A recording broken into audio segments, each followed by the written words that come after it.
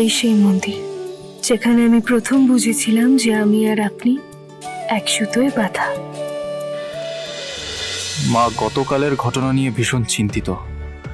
না না, যতক্ষণ তার কোনো সমাধান না হচ্ছে মাকে কিছু বলাটা ঠিক হবে না। গতকালের অঘটনের সমাধান খুঁজে নিক মা, তারপর আমি মাকে সবটা বলবো।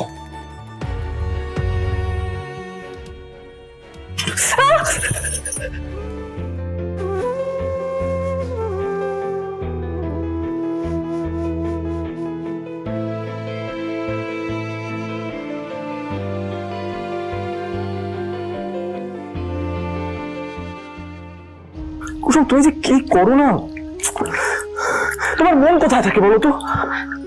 ছোট সাহেব, ছোট সাহেব, আমরা ঠিক করেছিলাম না যে এই বাড়িতে আমরা আগের মতোই থাকবো। আপনি যদি বারবার আমার সাথে এইভাবে দেখা করতে আসেন তাহলে তাহলে সবাই কিন্তু সন্দেহ করবে। কুসুম, তোমার হাত পুড়েছে, আমি এখন এটা ভাববো না লোকে কি ভাববে সেটা ভাববো। এখনো গতকালের ঘটনা থেকে তুমি নিজেকে বের করে আনতে পারোনি। এত স্ট্রেস নেওয়া তো একেবারেই ঠিক নয় কুসুম।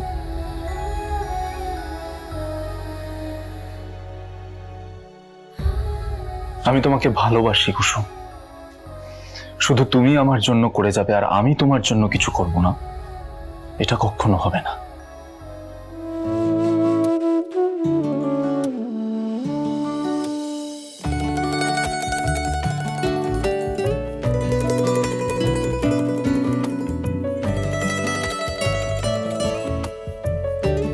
কুসুম, আমি লক্ষ্য করেছি তুমি আজ এই ফুলটা নিয়ে আমার ঘরে আসোনি, এমনকি জল খাবারও নিয়ে আসোনি তুমি। অনুশ্রীকে যখন মা বরণ করলো তখনও তুমি আসোনি কেন কুসুম? আমার সাহস হচ্ছে না ছোট সাহেব দেবীমার সামনে যাওয়া। যতক্ষণ না গুরুদেব দেবীমাকে কোনো সমাধান বলছে না, সেটা সফল হচ্ছে, ততক্ষণ এই অপরাধ পথ আমার কিছুতেই যাবে না। সমাধান আসবে কুসুম। মাকে আজ গুরুদেব ফোন করেছিলেন, মা কুলদেবতার কাছে গেছেন, সেখানেই গুরুদেব নিশ্চয়ই কোনো না কোনো উপায় মাকে বলে দেবেন। ছোট সাহেব, আপনি একবার নিজেকে আমার জায়গায় আর আমাকে আপনার জায়গায় ভেবে দেখুন। যদি আমার জীবনের নিরাপত্তার জন্য কোনো পুজো রাখা হতো আর সেটা যদি আপনার জন্য ভঙ্গ হয়ে যেত, তাহলে আপনি কি চিন্তিত হতেন না? আজ দেবীমা যদি কোনো সমাধান নিয়েও আসেন, তবু উনি কোনোদিনও ভুলতে পারবেন না যে ওনার ছেলের সুরক্ষার পথে আমি বাধা হয়ে দাঁড়িয়েছি। উনি ঘৃণা করবেন আমায়, উনি কোনোদিনও আমায় গ্রহণ করবেন না। কুসুম, আমি বুঝতে পারছি তুমি তুমি অনুতাপে দগ্ধ হচ্ছ, কিন্তু এতে তোমার শরীর আর মনের উপর প্রেসার পড়ছে, যেটা আমার ভালো লাগছে না কুসুম। আমি না একটা মন্দিরে মানত করেছিলাম যখন আপনি অসুস্থ ছিলেন। আমি সেই মন্দিরে একবার যাব। আমার মনের মধ্যে বেশ কিছু প্রশ্ন আছে কুসুম, আমাকেও ঠাকুরের কাছে যেতে হবে। আমিও তোমার সঙ্গে যাব। আপনিও যাবেন? কেন আমি যেতে পারি না?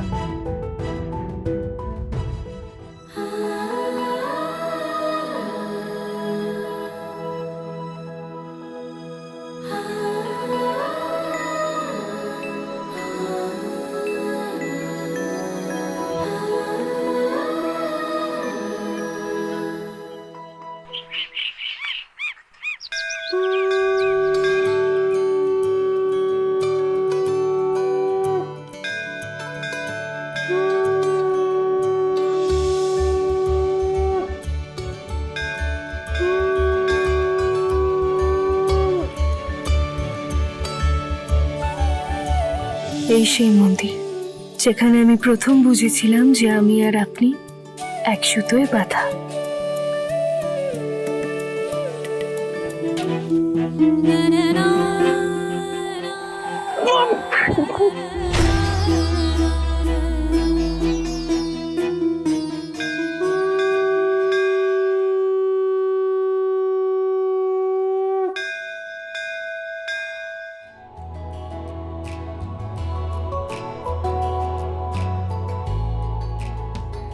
আপনাকে যে কোনো বিপদের হাত থেকে ঠিক এইভাবেই আগলে রাখতে চাই আমি। ভগবান আমাকে শুধু সেই শক্তিটুকু দিক।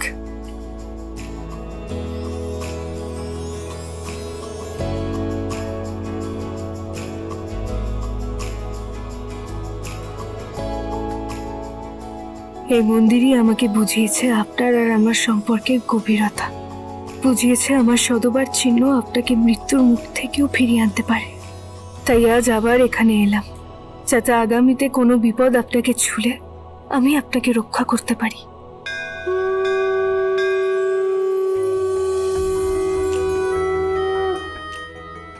আমি কখনো স্বপ্নেও ভাবিনি আমার কপালে এত আনন্দ, এত সুখ লেখা আছে। তুমি আমার কোনো অভাব রাখোনি। আমার ভালোবাসার মানুষটাকেও আমার করেছো তুমি।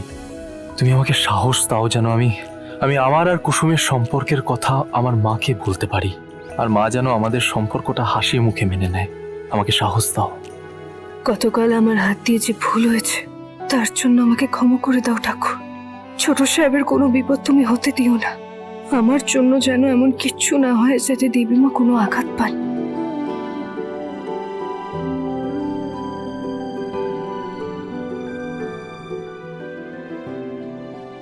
অনেক কথা আজও আপনাকে বলা বাকি ছোট সাহেব। তার জন্য সত্যি কি আপনাকে বাকি জীবনটা পাশে পাবো? কি কি চাইলে? সেটা তো বলা যাবে না, তাহলে আমার ইচ্ছা পূরণ হবে না।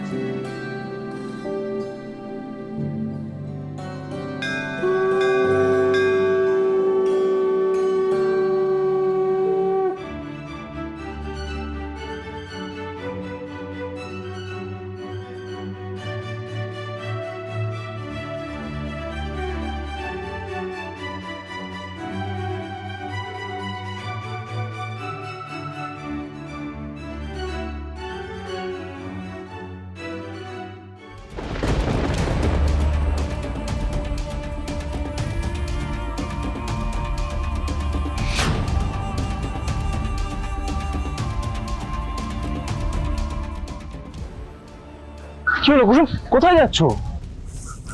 কেউ কেউ একটা ছিল ওখানে। আমার মনে হলো কি যে কেউ আমাদের ওখানে লুকিয়ে দেখছিল ছোট না সাহেব। না, তুমি ভুল ভাবছো। এখানে এখানে আমি তুমি ছাড়া আর কেউ নেই কুসুম।